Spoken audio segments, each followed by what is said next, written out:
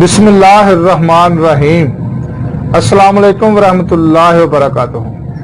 नाज़रीन, मैं हकीम खालिद महमूद नक्शबंदी मुजद्दिदी आपकी खिदमत में हाजिर हूँ और आप सबको अपने चैनल पर खुशामदीद कहता हूँ।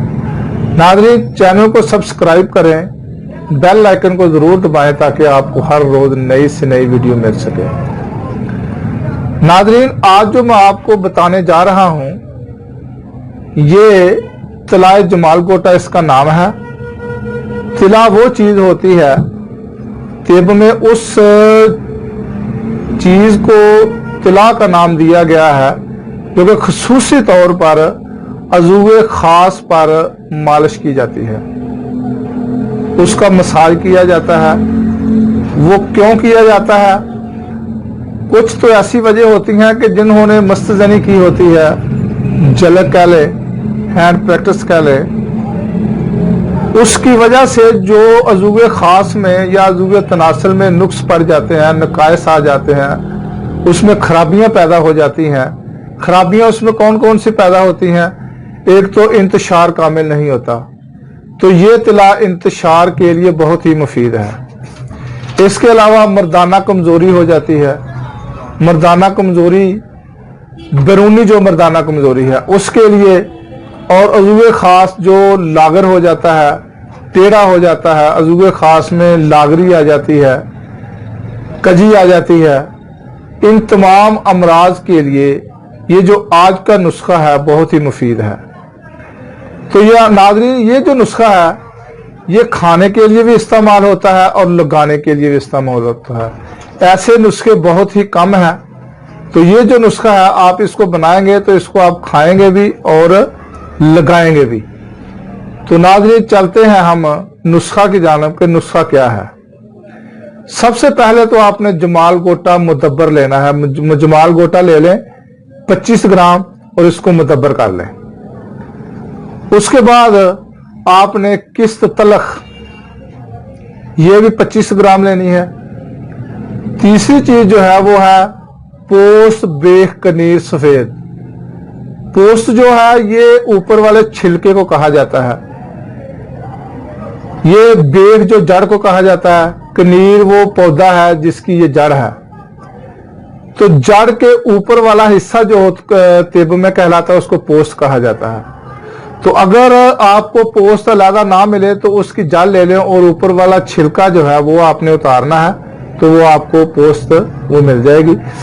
पोस्त बेख कनीर सफेद ये आपने 112 ग्राम लेनी है। इसके बाद गूंगची सफेद ये भी 112 ग्राम, और भैंस का दूध ये 15 किलो लेना है आपने, 15 किलोग्राम। तो जो अद्वियात है, चारों अद्वियात को आपने खूब बारीक पीसना है, इसका सफूफ हासिल करना है। सफूफ बनाकर आपने उसको दूध में डाल दें और ऊपर चूल्हे पर रखकर नीचे आंच जो है वो जला दें। और इसको जब 15 किलो में से 2-3 किलो कम हो जाए, 12 किलो रह जाए, तो इसको आप दही का जाग लगा दें जब ये ठंडा हो जाए, ताकि सुबह जो है इसको आप ग्राइंड करने के बाद इससे आपने मक्खन हासिल करना है।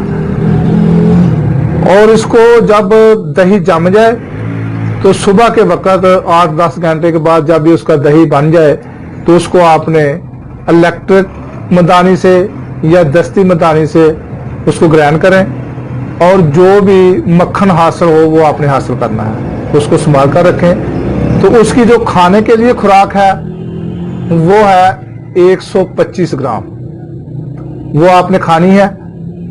और हस्बे जरूरत उसको आपने गर्म करके उसका आपने मक्खन से घी हासिल करना है। घी को आपने अज़ूवे तनासल पर उसकी मालिश करनी है रात को सोने से पहले। उसको पहले किसी भी खद्दर का कपड़ा ले लें, खरदरा कपड़ा जो हो काटन का, उसको अज़ूवे तनासल पर उसको पहले खूब रगड़ें, उसको रगड़ कर इसकी मालिश करें, हल्का हल्का मसाज करें को 10-15 मिनट। तो नाज़रीन, तिला से पहले मैंने आपको कई मरतबा बताया है कि दुआए टकोर का इस्तेमाल करें 7-8 दिन पहले, और उसके बाद दुआए मालिश का इस्तेमाल करें। दुआए मालिश जो है वो जड़ पर की जाती है और चड्डों पर की जाती है, और तीसरे नंबर पर जो है तिला का इस्तेमाल होता है। तो नाज़रीन इस तरतीब से अगर आप अज़ूज़ तनासल की ट्रीटमेंट करेंगे, इलाज करेंगे तो इंशाअल्लाह ताला उसका इलाज भी हो जाएगा। सिर्फ तिला से इसका इलाज यानी कि अच्छे तरीके से नहीं होता। अगर आप टकोर पहले करेंगे, उसके बाद मालिश तिलाए यानी कि जो मालिश है वो करेंगे, तीसरे नंबर पर तिला का इस्तेमाल करेंगे। जो मालिश है ना वो अज़ूज़ तनासल की जड़ पर की जाती है और चड्डों पर की जाती है।